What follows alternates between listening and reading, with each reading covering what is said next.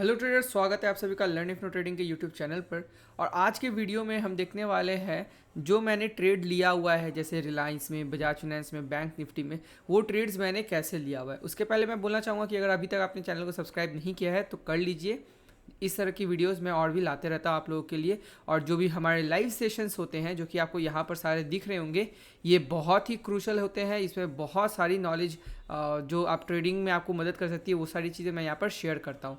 ठीक है, अभी सबसे पहले मैं आपको दिखा देता हूँ, ये हमारी करेंट पोजीशंस है। और ये आज मैंने कुछ होल्डिंग्स अपने स्क्वायर ऑफ किया था, जो कि मैंने ऑलरेडी ग्रुप में शेयर भी करा हुआ था। अगर टेलीग्राम ग्रुप से अभी तक आप जुड़े हुए नहीं हो तो आपको उसका लिंक भी नीचे डिस्क्रिप्शन में मिल जाएगा, आप वहाँ से जाके जुड़ सकते हैं। अभी यहाँ पर देख सकते हैं आप, हमारे पास एक बजाज फाइनेंस का फ्यूचर्स लिया हुआ है, बैंक निफ्टी के सीपी शॉर्ट करे हुए हैं, रिलायंस का फ्यूचर बाई पे है और एसबीआईएन का शॉर्ट पर है।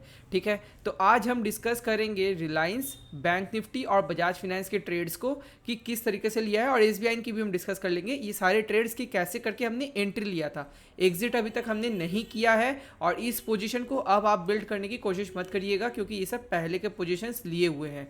ठीक है, तो शुरुआत करते हैं रिलायंस से, जिसमें कि आपको अभी दिख रहा होगा 1.85 लाख का प्रॉफिट चल रहा है। तो ये हमारा लगभग 2,05,000 या 2,10,000 के आसपास सुबह को दिखा रहा था। तो सबसे पहले देख लेते हैं कि इसमें हमारे क्या सिनेरियोस थे और क्यों हमने इसमें ट्रेड लिया था। पहले हम डेली चार्ट पर चले जाते हैं। तो डेली चार्ट पर आप एक बार ये देख सकते हो कि आ, ये जो है, ये काफ़ी तेज़ी, ये जो मूवमेंट है ये तो हमने पकड़ा ही था, लेकिन उसके बाद फिर ये जो नीचे की तरफ शार्प फॉल आया था, इसमें भी हमने बहुत ज़बरदस्त पैसा बनाया था। उसके बाद अनफॉर्चुनेटली मेरा जो है वो ये वाला जो मूव है, जस्ट ऐसे, हाँ, ये जो मूव है मेरा वो मिस हो गया था। लेकिन इवन इफ़ ये हमारा मिस हुआ था तो इवन इफ हमारा ये वाला जो मूव है ये मिस होने के बाद भी हमने क्या किया कि दोबारा से जब इस एरिया को ये तोड़ रहा था, समवेयर अराउंड इस एरिया पे हमने एंट्री बिल्ड किया था। ठीक है, अभी अगर आप यहाँ पर देखेंगे कि अगर हम इसको आवरली टाइम फ्रेम पे लेकर जाते हैं, तो आवरली टाइम फ्रेम पे आपको ये दिखाई देगा कुछ इस तरह से कि यहाँ पर जो है आपका कुछ इस तरह से आपको यहाँ पे एक ट्रेंड लाइन नज़र आ रहा होगा। तो ये जो ट्रेंड लाइन है, जिस जैसे ही इस ट्रेंड लाइन पे ये आके दोबारा से सपोर्ट ले रहा था और बढ़िया सा ग्रीन कैंडल फॉर्म किया, हमने इस एरिया पे एंट्री किया था। और ये लगभग अभी 5.5% हमारा ऊपर चल रहा है, जो कि मैं आपको यहाँ पे अभी दिखा देता हूँ एक बार कि ये रहा, ये देख सकते हैं आप, लगभग 5.5% के आसपास ऊपर चल रहा है। और जो कि आप अभी हमारे प्रॉफिट पे भी यहाँ पे देख सकते हैं, लगभग 5.5% के आसपास यहाँ पे भी आपको प्रॉफिट दिख रहा होगा। अब चलते हैं हम बजाज फाइनेंस की तरफ कि बजाज फाइनेंस में क्या क्या हुआ है सिनेरियो और क्यों हमने यहाँ पर ट्रेड बिल्ड करा है। तो ये सिंपल सी ट्रेड लाइन पे मैंने आपको एक्सप्लेन कर दिया। अब बजाज फाइनेंस की तरफ चलते हैं। ठीक है, और बजाज फाइनेंस में भी आपको दिख रहा होगा कि ये एक ट्रेड लाइन है, और जैसे ही इस ट्रेड लाइन को ये यहाँ से इस तरह से ये कट कर रहा था, हमने समवेयर अराउंड इस एरिया पर इस पर ट्रेंड एंट्री बिल्ड किया था। तो ये गया तो काफ़ी ऊपर था, लेकिन ये अभी थोड़ा सा नीचे की तरफ आकर फिर से ट्रेंड लाइन को टेस्ट कर रहा है। क्या ये इस ट्रेंड लाइन को तोड़ सकता है? तोड़ सकता है, इसकी मर्जी। जब तोड़ेगा तो हम उस हिसाब से डिसीजन मेकिंग करेंगे। ठीक है, अपने अगर एसएल ट्रेड रहेंगे तो यहाँ से हम एग्जिट कर जाएंगे, नहीं तो यहाँ से ये शार्प फॉल भी दे सकता है इस एरिया तक। और नहीं तो फिर अगर ये इसके ऊपर निकलता है तो निकल सकता है। अगर अगेन हम लोगों को सिस्टम को फॉलो करना है, अपना दिमाग यहाँ पे ज़्यादा लगाने की ज़रूरत नहीं है। यहाँ पे हाई चांसेस ऐसे हो सकते हैं कि यहाँ पे ग्रीन कैंडल बना के हायर हाई बना के निकले, या फिर इसको तोड़ दे, रेड कैंडल बना के लोअर लो निकले, और फिर हम यहाँ पे कुछ एरियाज़ पे इसको कवर करने का प्लान करें depending on market scenario.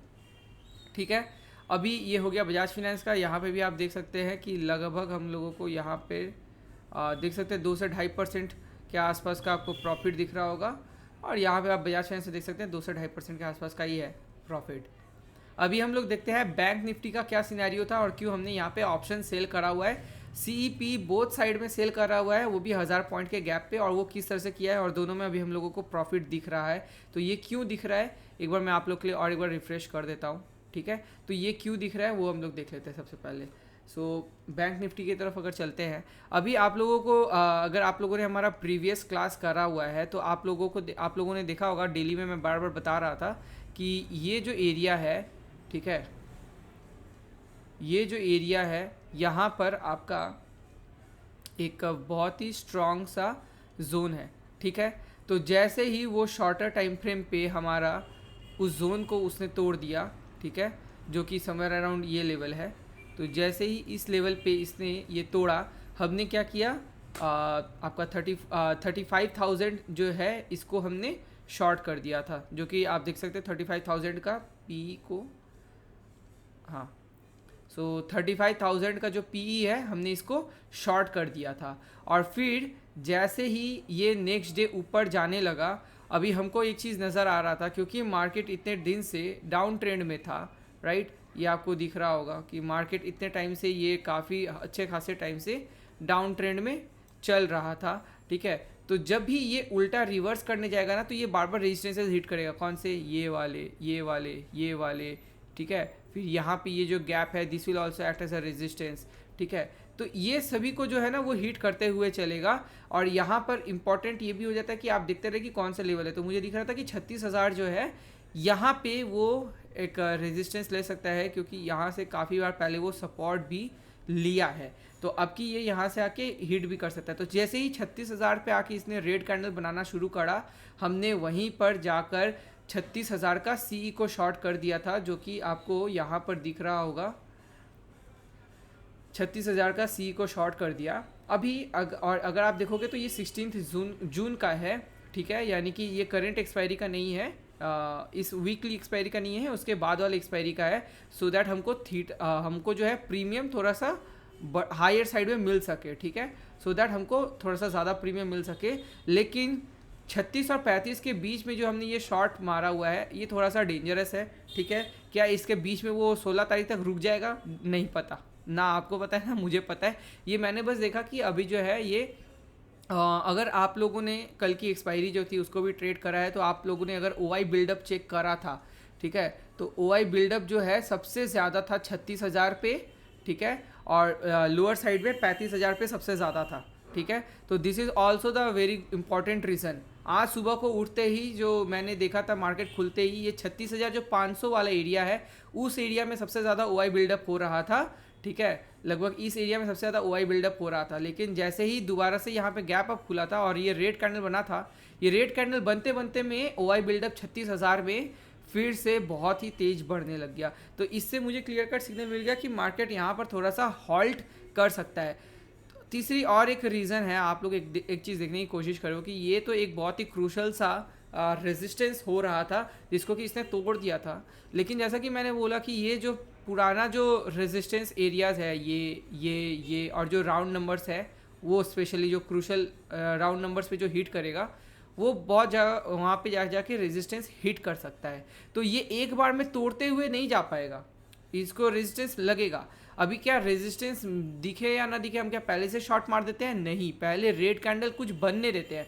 Red candle बना, लोअर लो बना, ये सारी सिनेरियो जब बन जाती है तब जाकर हम शॉर्ट करते हैं। याद रखिए, ऐसा नहीं कि हाँ भाई यहाँ पे दिख रहा है, यहाँ निकलते ही मार दिया बाय, यहाँ पे पहुँचते ही मार दिया शॉर्ट, ऐसे करके ट्रेडिंग नहीं होता है। पहले आपको देखना पड़ता है कि मार्केट क्या उन जोन्स पे कोई भी दिखा रहा है मूवमेंट या नहीं दिखा रहा है, ठीक है। आपको ये चीज़ एक अच्छे से नज़र आ रहा होगा कि ये एक बहुत ही क्रूशल सी ट्रेंड लाइन थी जो कि अब टूट चुकी है बैंक निफ्टी में शॉर्टर टाइम फ्रेम पर, ठीक है। तो ये जो है ये एक बहुत ही अच्छा तरीके से एक हम लोगों को सिग्नल मिल रहा है कि यहाँ से मार्केट अप ट्रेंड बन सकता है। लेकिन किस तरह से ये बनता है पहले वो जान लेते हैं कि अगर ऐसा अप ट्रेंड बनना रहा तो क्या इसका रूल होना चाहिए। जब भी कोई इस तरह से मेजर ट्रेंड लाइन को तोड़ता है तो ये इसके बाद सीधा इस तरह से मेजॉरिटी टाइम मूव नहीं करेगा। कभी कभी मूव कर जाए लेकिन मेजॉरिटी टाइम नहीं करेगा। उसका रूल क्या होना चाहिए, पहले ये नीचे गया, ऊपर गया, फिर उसके बाद इसको करेक्शन देना पड़ेगा और फिर इसको ऊपर साइड तोड़ना पड़ेगा, तब जाकर आपके लिए यहाँ से बाइंग शुरू होगी और आपके लिए जो है वो टारगेट कुछ ये वाला एरिया का बैठ जाएगा और ये वाला जोन के नीचे आपका ऐसे लग जाएगा। तो यहाँ पे आपको रिस्क रिवॉर्ड भी बहुत अच्छा मिल जाता है।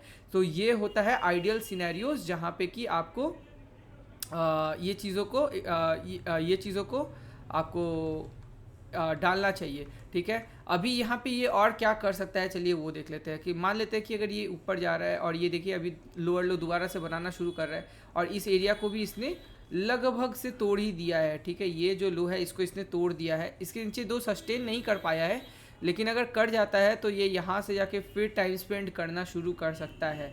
और इसी कारण से हमने यहाँ पर जो है जोन्स रखे हुए, क्यों, क्योंकि ये जो एरिया है आप देख सकते हो, ये वाला जो एरिया है जो पहले क्रूशल रेजिस्टेंस हो रहा था, it can act as a support. तो ऐसा हो सकता है कि मार्केट यहाँ आए और फिर जाके 36,000 के आसपास जाके टाइम स्पेंड करके इसको तोड़े, ठीक है।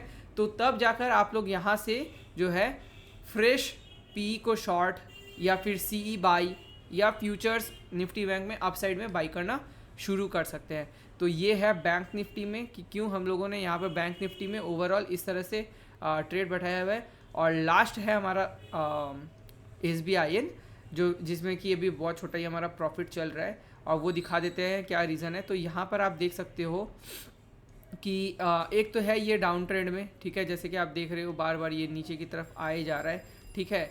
और दूसरा जो इसका रीज़न है वो ये है कि जैसे ही यहाँ पर ये आप एक देख सकते हो कि ये कुछ इस तरह से एक चैनल पैटर्न जैसा बना रहा है, ठीक है। अभी जैसे ही ये इस टाइम पर जैसे ही वो एक रेड कैंडल बनाया था, ठीक है, और रेड कैंडल बनाकर ये यहाँ पे तोड़ा था, हम लोगों ने कुछ इस तरफ में ही शॉर्ट मार दिया था। तो हमको कुछ प्रॉफिट तो दिखा, लेकिन उसके बाद से 2 दिन तक लॉस दिख रहे थे, क्यों, क्योंकि हमारा जो शॉर्टिंग रीजन था वो लगभग इस एरिया का था, ठीक है। तो ये हमारे को थोड़ा सा प्रॉफिट देने के बाद दोबारा से ऊपर की तरफ गया और यहाँ पर टाइम पास करा, और अब ये दोबारा से नीचे आ गया है, इसलिए हमको यहाँ पे 1 या 2 रुपये का प्रॉफिट दिख रहा है, जैसा कि आपने वहाँ पे PNL में भी देखा, ठीक है। क्या अब ये इसको नीचे की तरफ जाके तोड़ सकता है? हमें नहीं पता, तोड़ भी सकता है, नहीं भी तोड़ सकता है। क्या ये यहाँ से ऊपर की तरफ जा सकता है? अगेन ये भी हमें नहीं पता। प्राइस एक्शन के हिसाब से जो यहाँ पर दिखेगा वैसे ही हम यहाँ पर डिसीजन मेकिंग करेंगे। एज ऑफ नाउ यहाँ पर जो हमको दिख रहा है कि